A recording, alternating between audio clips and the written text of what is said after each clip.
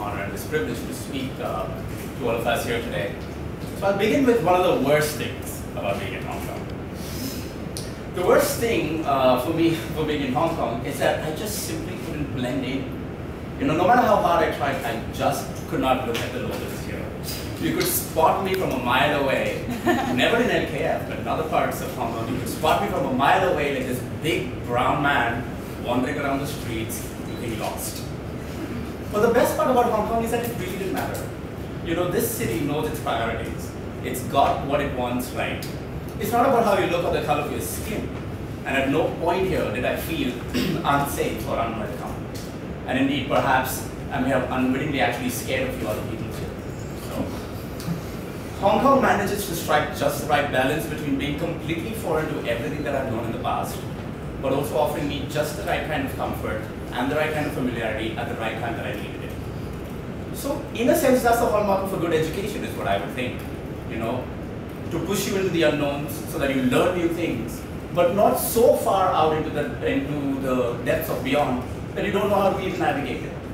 So we had Dr. Wenzel, Dr. Ruger, Michelle, Bridget, Agnes, and all the program planners at AIPE, perhaps consciously or unconsciously, ensuring that this teaching method remains alive throughout this month. So we were treated like adults, sometimes even when we forgot that we were. So, like in true laissez-faire fashion, they let us figure out our own ways from the airport to the dorm in a completely alien environment. But you know, they gave us really clear directions, they gave us a map, you know, rule of law, but you figure out your own way. I would have been proud of the spontaneous order in which we all managed to somehow figure out our way to the dorm in good time.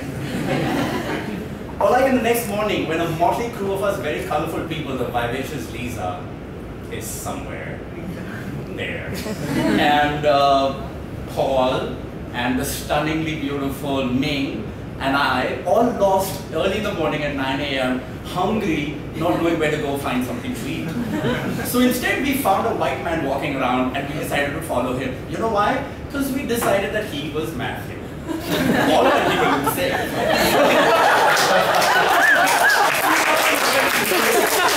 So we followed him all the way down to Westwood to the promised land of a cafeteria, but it wasn't to be. Socrates would have frowned upon us for relying on authority without questioning. Anyway, such were the adventures that filled our stay in Hong Kong, where an overwhelming amount of learning happened both inside and outside the classroom. And no, I will not divulge where most of the learning happened, but you can take your guesses. I think AIPE has pushed each of us to become the directors of our own lives. You know, to plan our own days, to plan our own activities, figure out how you're going to get food for the day, in a foreign land and in a foreign culture and an intellectual landscape that perhaps is significantly different from what we are routinely accustomed to. So each of us have come from very tiny corners of this massive planet. Some of us may have lived and traveled in many more tiny corners of this massive planet.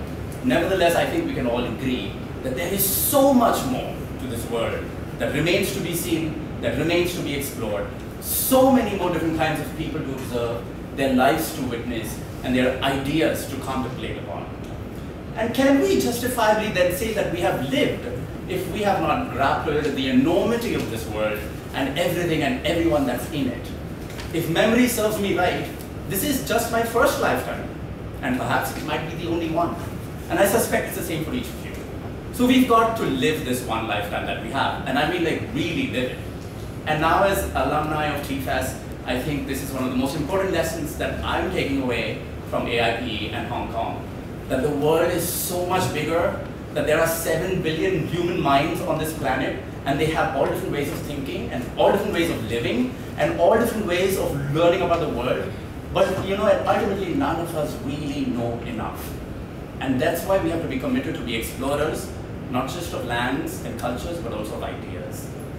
And you know, I'm going to quote Mao Zedong, given what he said, despite the sad irony of it in the hindsight of what we know. He said, the blossoming of 100 flowers is the policy of the flourishing of our lands. And I would say that that is also the policy of our lives. So let's not become what Daniel Dennett called wet robots. Basically human beings who are devoid of conscious awareness of their humanity, unexposed to the civilizing forces of the arts and the letters, and ideas and cultures, and ignorant to the spiritual potentialities of higher self-awareness and reason. Let us not reduce the range of our humanity merely to the deftness of economic calculation or to the staid familiarity of our neighborhoods, but let us expose ourselves to the complexities of critical thought. To live any less or to slip into the lull of the familiar would be, as the Indian philosopher Rabindranath Tagore said, committing suicide of the soul. So I think I will be right in echoing the thoughts of everybody here, that the experience of living in a foreign country, studying the heady ideas of liberty and politics, partying till the wee and early morning hours, and knowing that we're all in this together, has been an awakening experience for us all. And I, for one, this big brown man, tourist wandering around the cities of this streets of the city, I am not afraid to get lost. Indeed, for in a sense, I can never be lost. For this world is my home, and as it is yours. So congratulations to all of us, and go ahead and explore. Thank you.